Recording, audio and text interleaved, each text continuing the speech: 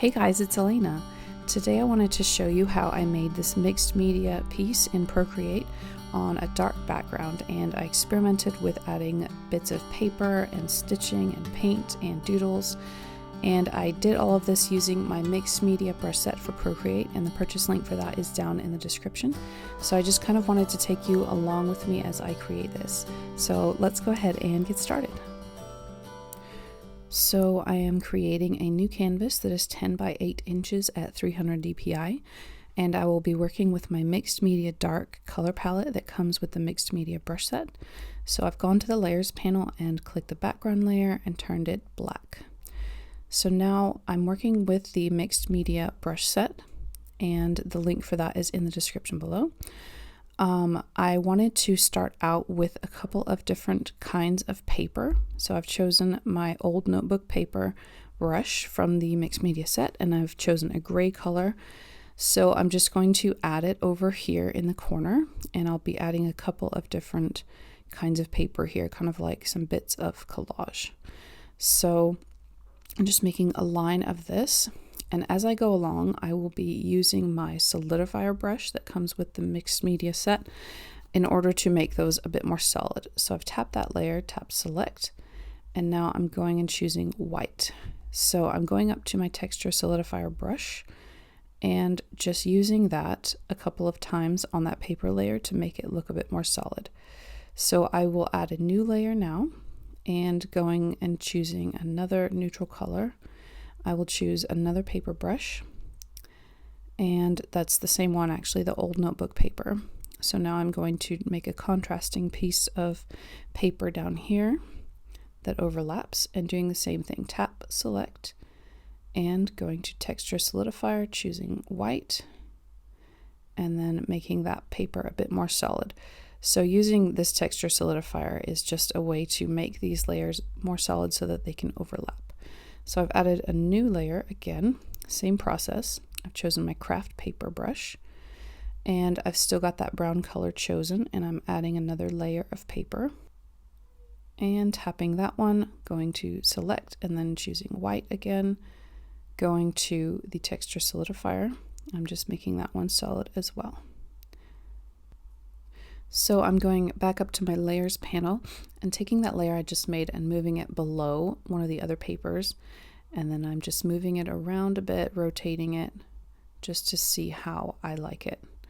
So I kind of tend to do this as I'm going with these collage type pieces. I'll rearrange the layers, so that's why it's important that everything is in its own layer. So I've created a new layer now, selected a brown color, and I'm choosing a crumpled paper number 2 brush and continuing to add these bits of paper to the collage. And I wanted to add a little bit over to the right as well in that same brush and on the same layer, just to have a bit of a contrasting focal area. So obviously the main focal point is over where I've added all these bits of paper, but I'm just wanting to add a tiny bit over to the right as well. So I've added a new layer, and I'm adding another piece of paper and also a small one over to the right, and another mini focal point up here. And I'm tapping that layer, tap select, and selecting white, and going back to the Texture Solidifier on all of that. And also I'm doing the same thing on the layer below it, tap select, white, and Texture Solidifier, because I had not done that yet on that layer.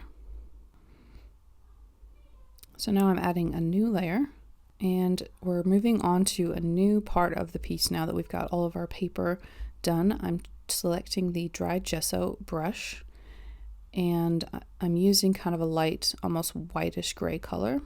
I've changed that layer to be below some of the paper and above other bits of the paper. So I'm starting to just add this gesso in kind of a scribbly motion and just kind of building up this textured looking paint. Gesso in real life is kind of a chalky textured paint, and so I'm kind of imagining that I'm using a dry brush to just add this to the canvas. So now I've chosen a more beige color, And I just wanted to add a bit of color difference in here, not just have white gesso, but also to have an off-white mixed in there. So now going back up to my brushes, I have selected the Messy Acrylic brush, and I'm going to continue in that same color for now. The Messy Acrylic is just kind of using acrylic paint with a dry brush, so it's a similar kind of concept to the gesso, but not quite as rough. And choosing a brown color and just continuing with that. So the reason that I like to use paper and paint together is just because it has kind of a 3D look.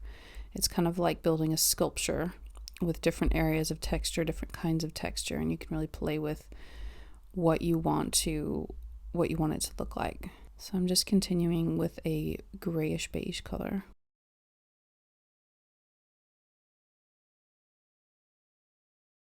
So now I've chosen my chalk brush from the mixed media set and this off-white color. And again, just adding a different kind of texture to these areas where I've been painting. So what I'm just trying to do is add different kinds of texture with different kinds of brushes so that it becomes more interesting. And doing the same with pure white as well.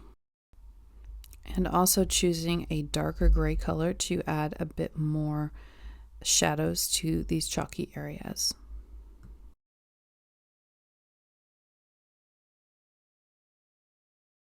So now I've chosen the pink color after having chosen gray, and I'm just continuing with the chalk, just building up the texture, building up the color. So now I'm going to add a new layer above everything else.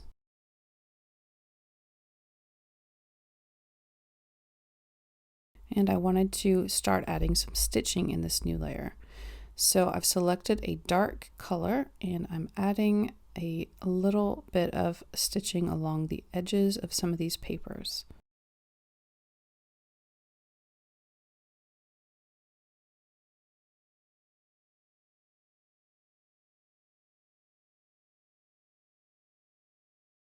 So I've chosen white in my colors and I'm going to add some white stitching now using the running stitch. So I just wanted to make these paper bits into more of an accent by putting the stitching along the edges of them. I'm just trying to get the size right there. So I'm just adding white stitching along the edge, lightly tracing. It doesn't have to be perfect.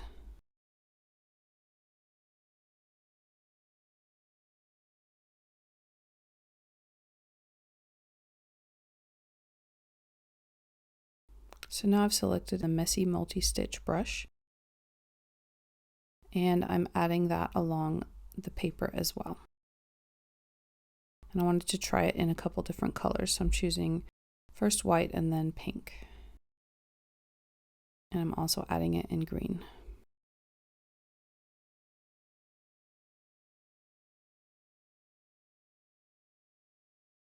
So now I'm adding a new layer above all the rest and choosing my gloopy ink brush in a dark color. So in this new layer, I'm going to add some doodles. And I thought that this area over here on the left really needed a floral doodle. So I'm just adding some stems and leaves with my gloopy ink brush. And the idea is that it will be very messy.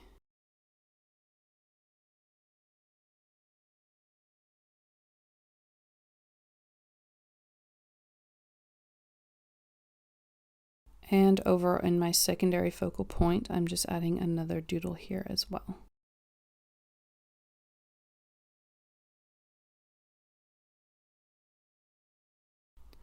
So now I want to select this brown paper layer underneath of everything else. So I'm tapping and holding the screen in order to select that layer.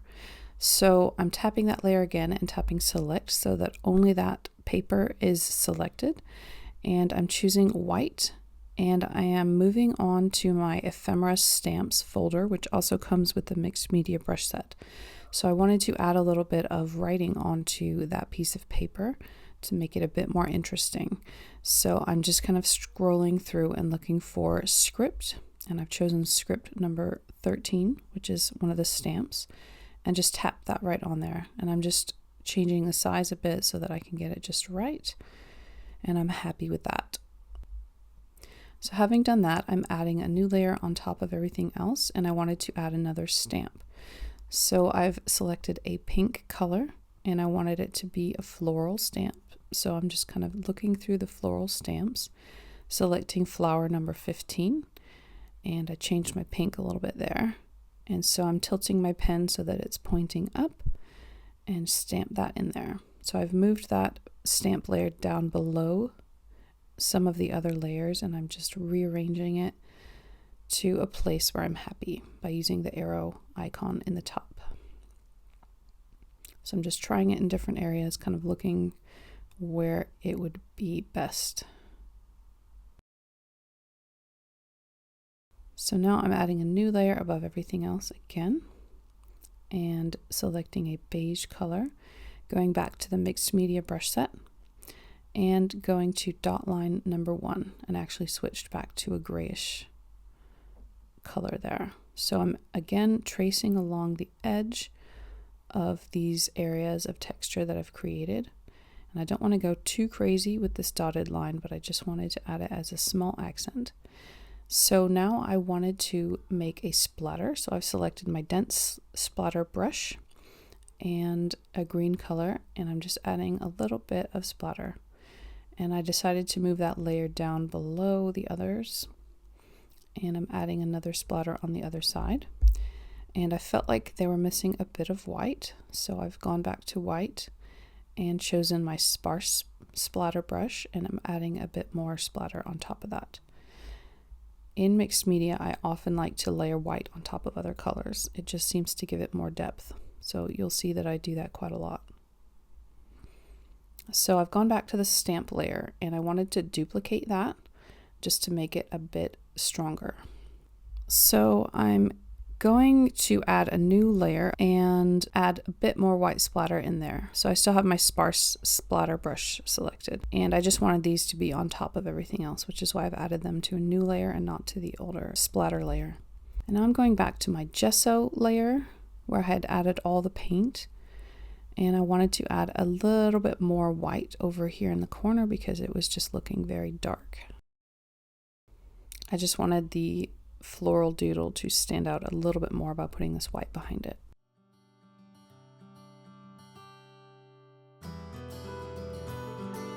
And choosing my chalk brush again, still in white, I'm adding a bit more texture as well.